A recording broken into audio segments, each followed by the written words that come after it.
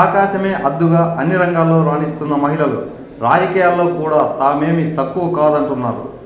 చట్టసభల్లో 33% రిజర్వేషన్ కోసం ప్రధానమంత్రి నరేంద్ర మోడీ బిల్లు ప్రవేశపెడితే అంతకంటే ముందు మహిళలు రాజకీయ రంగంలో పురుషుల కంటే ధీటుగా బరిలో దిగుతామంటున్నారు.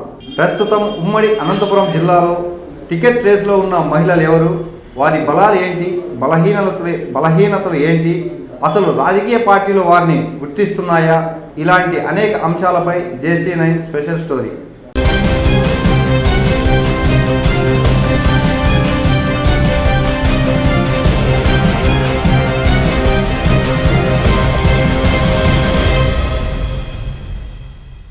రాజకీయాలంటే ఒకప్పుడు పురుషులు మాత్రమే చేయాలని ఉండేది. కానీ ప్రస్తుతం మహిళలు అన్ని రంగాల్లో రాణిస్తున్న నేపథ్యంలో రాజకీయాల్లో కూడా తమదైన పాత్ర పోషిస్తున్నారు. ఓ విధంగా చెప్పాలంటే కొన్ని నియోజకవర్గాల్లో ఉద్దండులైన నాయకులను గూబులు పుట్టిస్తూ తామేమీ తక్కువ కాదంటూ టికెట్ రేసులో నిలుస్తున్నారు. ముఖ్యంగా ఉమ్మడి అనంతపురం జిల్లాలో ప్రస్తుతం టికెట్ రేసులో ఉన్న మహిళలు ఎవరు, ఏ పార్టీ నుండి ఎవరు బరిలోకి దిగుతామనుకుంటున్నారన్నది ఓసారి పరిశీలిస్తే ముందుగా వైఎస్ఆర్ కాంగ్రెస్ పార్టీ విషయానికొస్తే మంత్రి Ushashri Charan, Singanamala MLA Jonnalagadda Padmavathi, ZP chairperson Girijamma, Hindupuram నియోజకవర్గంలో కురుబ దీపిక, గుంతకల్ ఎమ్మెల్యే వెంకటరామిరెడ్డి కూతురు నైరుతిరెడ్డి రేసులో కనిపిస్తున్నారు. ఈ ముగ్గురు మహిళలకు దాదాపు టికెట్ ఖరారన్నది పార్టీలో ప్రచారంలో ఉంది. మంత్రి ఉషశ్రీ చరణ్ రాయదుర్గం నియోజకవర్గానికి చెందిన మహిళ అయినప్పటికీ చాలా ఏళ్ల క్రితమే బెంగళూరులో స్థిరపడ్డారు. కానీ 2019 ఎన్నికల ముందు ఆమె కళ్యాణదుర్గం నుండి బరిలోకి దిగారు. తొలిసారి పోటీ చేసిన మహిళ టీడీపీ కంచుకోటలో విజయకేతనం ఎగరవేశారు. ఇప్పుడు మరోసారి ఎన్నికల బరిలో నిలుస్తున్నారు. అయితే కళ్యాణదుర్గంలో ఆమెకున్న వ్యతిరేకత కారణంగా పార్లమెంటు బరిలోకి పంపాలన్నది వైసీపీ ఆలోచన. దీనిపై ఇంకా చర్చలు జరుగుతున్నాయి. కానీ ఉషశ్రీ చరణ్కు ఎక్కడో ఒక చోట ఖచ్చితంగా టికెట్ ఇస్తారన్నది మాత్రం ఖాయంగా కనిపిస్తోంది.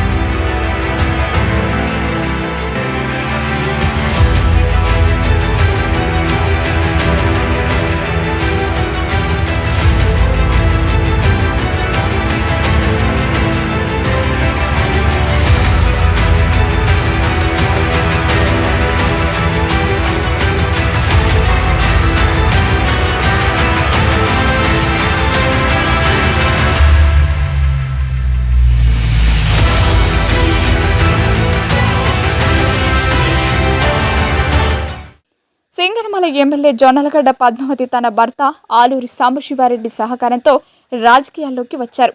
2014 ఎన్నికల్లోనే ఆమె సింగనమల నుండి పోటీ చేశారు.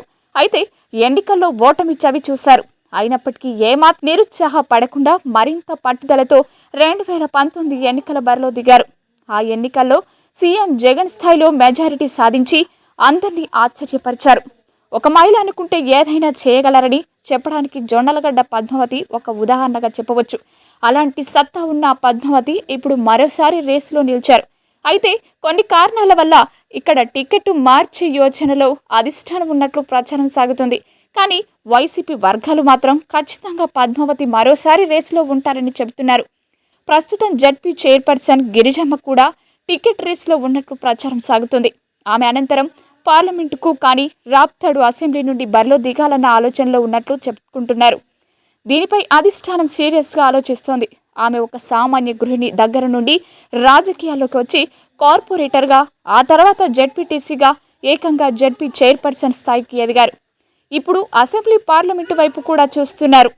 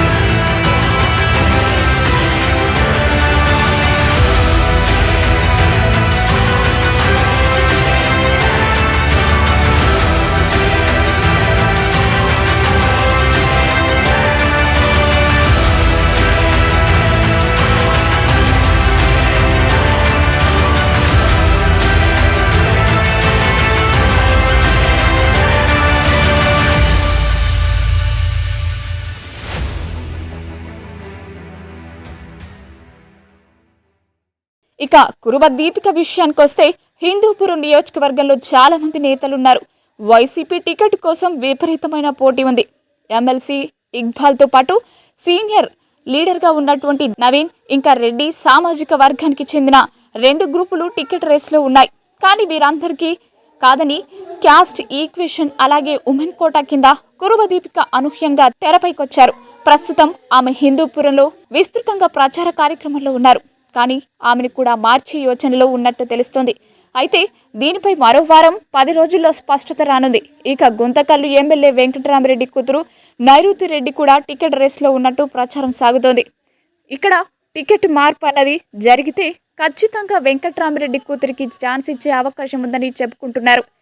ఇక టీడీపీ విషయానికొస్తే మాజీ మంత్రి పరిటాల సునీత, సింగనమలలో బండారు శ్రావణి, పెనుకొండలో కురుబ సవిత, కళ్యాణదుర్గం నియోజకవర్గంలో ఉన్న హనుమంతరాయ చౌదరి కోడలు ఉన్నం వరలక్ష్మి, అలాగే డిఎన్ మూర్తి సతీమణి కంచన గంగ పేర్లు బలంగా వినిపిస్తున్నాయి. ఇందులో మాజీ మంత్రి పరిటాల సునీత విషయానికొస్తే ఆమె పేరు జిల్లాలోనే కాకుండా రాష్ట్రానికి పెద్దగా పరిచయం అక్కర్లేదు. భర్త పరిటాల రవి మరణం తర్వాత అత్యంత ప్రమాదకర క్లిష్టమైన పరిస్థితుల్లో రాజకీయాల్లోకి వచ్చారు. అప్పటి నుండి నేటి వరకు ఆమె రాణిస్తున్న తీరు మహిళలకు ఆదర్శమని చెప్పాలి. వరుస విజయాలతో అప్పటి కాంగ్రెస్, ప్రస్తుత వైసీపీకి ఆమె ఒక టార్గెట్గా మారిపోయారు. కానీ 2019 ఎన్నికల్లో ఓటమితో కొంత నిరుత్సాహపడినా మళ్ళీ 2024 ఎన్నికలకు సిద్ధమయ్యారు. రాప్తాడు నుండి మరోసారి బరిలో దిగే అవకాశం స్పష్టంగా కనిపిస్తోంది.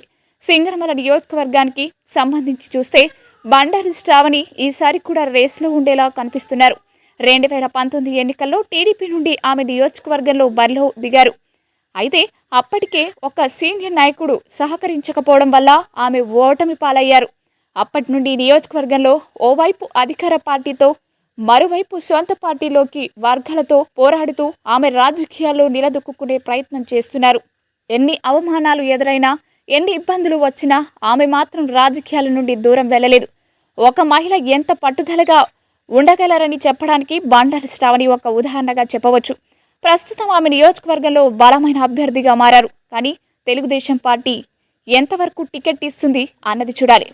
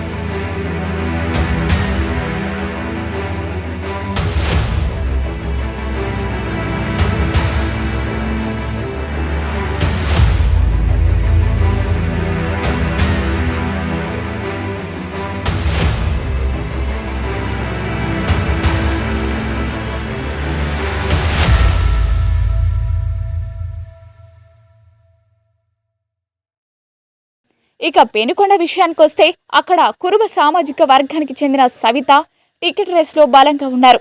ఇక్కడ మాజీ ఎమ్మెల్యే పార్థసారథి లాంటి బలమైన వ్యక్తి ఉన్నప్పటికీ ఆమె రేసులో నిలిచారు. గత కొన్ని రోజులుగా పార్థసారథి సవిత మధ్య ఆధిపత్య పోరు నడుస్తోంది. పార్థసారథి ఎంతో సీనియర్ నాయకుడు అయినప్పటికీ తెలుగుదేశం పార్టీ సవిత వైపు చూస్తున్నట్లు ప్రచారం సాగుతోంది. ఆమె భర్త కామ సామాజిక వర్గం కావడం, సవితకు జనంలో ఆదరణ ఎక్కువగా ఉండడంతో ఈసారి ఆమె టికెట్ సాధిస్తారన్న ప్రచారం ఉంది. మరోవైపు కళ్యాణదుర్గం నియోజకవర్గంలో మంత్రి ఉషశ్రీ చరణ్తో పాటు మరో 2 మహిళలు కూడా టికెట్ కోసం పోటీ పడుతున్నారు. తెలుగుదేశం పార్టీ నుండి మాజీ ఎమ్మెల్యే ఉన్నం హనుమంతరావు చౌదరి కోడలు ఉన్నం వరలక్ష్మి టికెట్ రేసులో ఉన్నట్లు జోరుగా ప్రచారం సాగుతోంది. ఉన్నం హనుమంతరావు చౌదరికి టికెట్ ఇవ్వని పక్షంలో ఆయన తన కోడలకు టికెట్ ఇప్పించే ప్రయత్నం బలంగా చేస్తున్నారు. ఇప్పటికే జనంలోకి బాగా వెళ్తున్నారు. ఇటు తెలుగుదేశం పార్టీకి అత్యంత విధేయుడిగా ఉన్న డిఎన్ మూర్తి సేవా కార్యక్రమాలతో జనంలో బాగా ఉన్నారు.